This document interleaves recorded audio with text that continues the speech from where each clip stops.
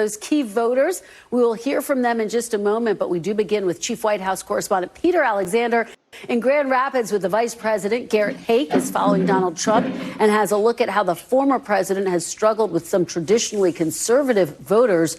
Trymaine is in Philadelphia, where Democrats have been working to register more black voters. And Yasmin Vossoughian will join us in just a moment. She has been talking to Lebanese American voters in battleground Michigan. Peter, I have to start with you. First of all, congratulations. Big get. You just spoke with the vice president moments after her Michigan event this afternoon. What was your key takeaway, Peter?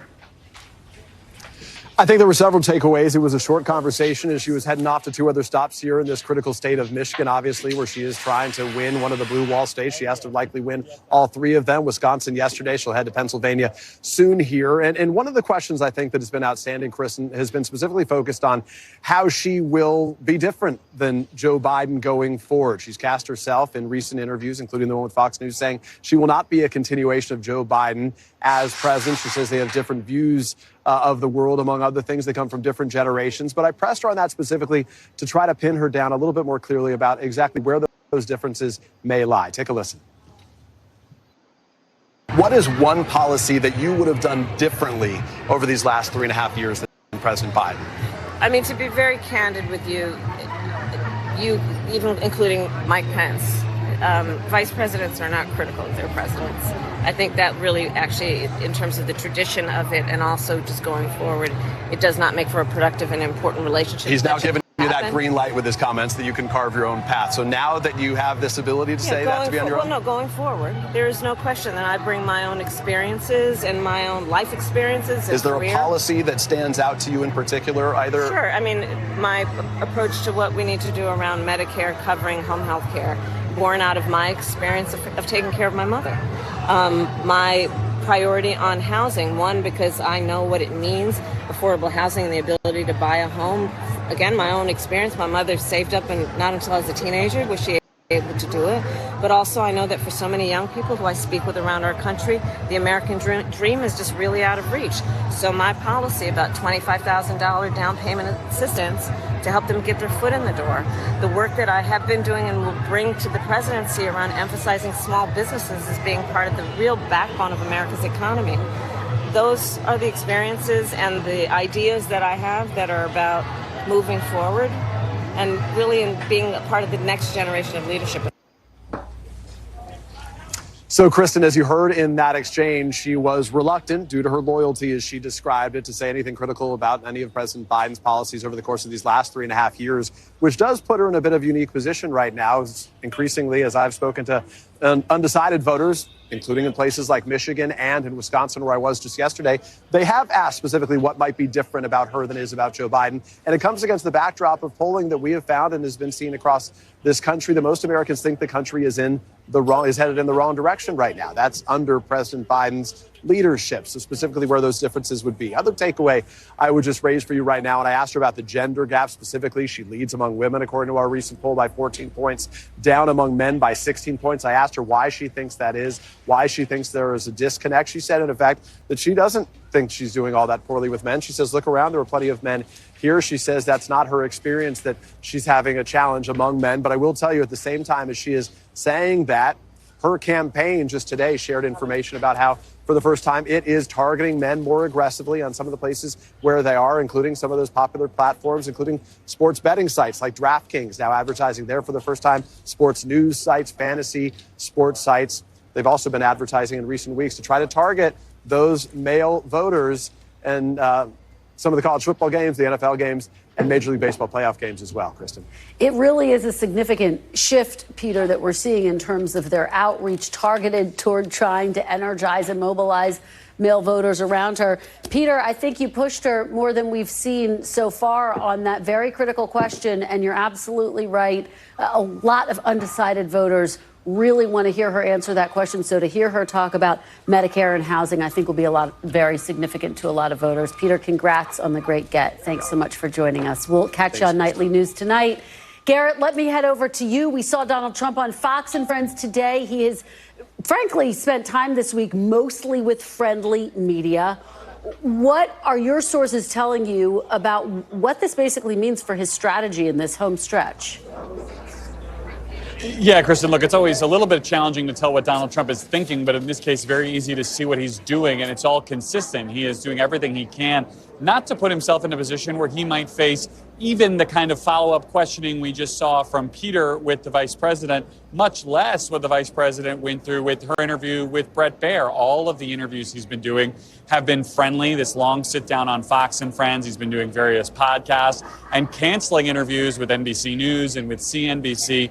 It looks like prevent defense, to use a football metaphor here. You might give up big chunks. You might give up the opportunity where he does, take questions at a gaggle or that kind of thing, but never put yourself in a position where you might get really put on your back foot. It suggests to me that the Trump campaign, either one of two things or possibly a combination of both, either thinks they are winning this race, perhaps quite narrowly, or thinks that the biggest risk to them at this moment is Donald Trump being significantly pushed in front of a large audience to say something he shouldn't. They are trying to sort of avoid both of those possibilities with a strategy that largely has him just talking to big crowds like the one that's starting to gather behind me here in Detroit.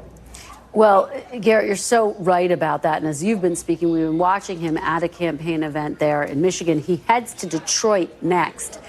Garrett, talk a little bit about the significance of this. Obviously, Detroit, deep blue area, and he made some pretty eyebrow-raising comments the last time he was in Detroit. Yeah, and this has been such an interesting thing to watch, Kristen, because Donald Trump actually did better in Detroit proper in 2020 when he lost than he did in 2016 when he won. He has improved his standing in urban areas, in part by appealing more to Latino voters. He's making tiny but somewhat significant, given how close all these margins are, gains with African-American voters. In Detroit, he has been trashing the city sort of conceptually, saying it's, if you don't vote for him, every city in America is going to look like Detroit. But I got to tell you, I was talking to some Trump supporters earlier today who said, yeah, we get that. We understand why people think we have this problem here. Harris is using those comments against Trump in other parts of the state. I'm not as convinced it cuts against him as badly as it might otherwise appear here in Detroit. Yeah, I think it's a good point, Garrett. Let's talk about some of the great reporting you've been doing on the ground, talking to Mormon voters who could, quite frankly, make all the difference in key swing states. What are they telling you about the state of this race? And Kristen, this is a subgroup of voters I've been fascinated by ever since I covered the Romney campaign. Reliably conservative, small c, in basically every possible way, but in many cases heavily motivated by the character of a candidate. They seek moderation. They seek consensus. It's a church characteristic. It's a characteristic that is passed down through leadership, and they have broken from Trump sometimes in significant ways during the Trump era and from other Trump-associated politicians. We saw some of that divide and that angst about how to balance their faith and their conservatism in some interviews I conducted in Arizona last week. Listen to this. He is a statesman. He is very respectful. What he's doing right now, he's a politician. He has to appeal to the voters. And so he has a personality. But again, I'm not voting on personality. I'm voting on policy. So, Terry, I'll pick up with you on that point. I sort of see you reacting out of the corner of my eye. I think Trump's a character, but I don't think he has any character, would be the way I would describe it. Can you square your conservative principles with a vote for Kamala Harris? So there is one conservative principle that I hold very dearly that is going to push me towards Harris. That is the rule of law and the peaceful transfer of power. Trust me, I wish there was another option. I wish Nikki Haley was on the ballot. I would be very enthusiastically supporting her. But I have Trump, and he's not an option based on my principles. Kristen, Joe Biden got 18% of the LDS vote in Arizona in 2020, a state that he won by 11,000 votes. You do the math, that's the margin. So this voting bloc, although small nationally, could matter a great deal in some of these Western battlegrounds in particular. It's just fascinating to hear from them, Garrett, and to hear her, the last woman you spoke with in particular, talk about Nikki Haley, because you think about what will decide this race, and in many ways it's those Nikki Haley voters. So fantastic interview with them, Garrett. Thank you so much for bringing that to us. Trymaine Lee, let me turn to you. You're in my hometown of Philly at a voter registration event aimed at black voters. Talk to me about what voters there are telling you. Are they feeling energized? And just a little bit of strategy for folks who aren't familiar. with the key to winning Pennsylvania. Part of it involves driving up turnout in Philadelphia and the Philadelphia area, right? That's right, Kristen. Here in our favorite city of Philadelphia, go Birds.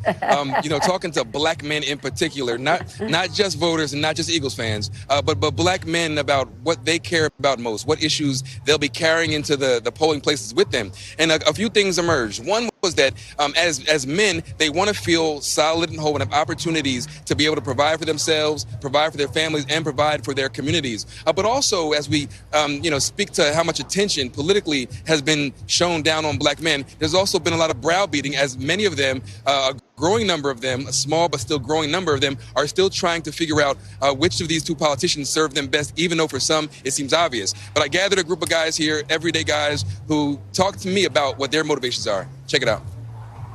Do you think one of these two candidates that Trump has to help in that constitution? I'm leaning more towards Kamala Harris in that regard. How about you guys? How do you know this? I mean, hearing things that are even trying to get to the community, research, and to help us or whatever. You know what I mean? So like, we're still going to have a battle. It's going to be a long road ahead of us. The message here for black men, especially in North Philadelphia, a very black section of this city, is that folks should feel comfortable. So if you're going to vote for one or the other, but they're saying black men get involved to vote.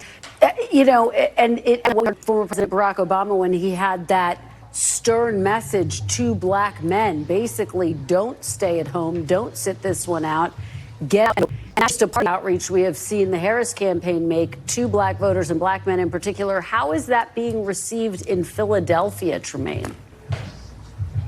There are a couple things here. One thing that I've been hearing all across this country this entire election season and in Philadelphia is that black men want to be heard, want to be acknowledged, and perhaps most of all, want to be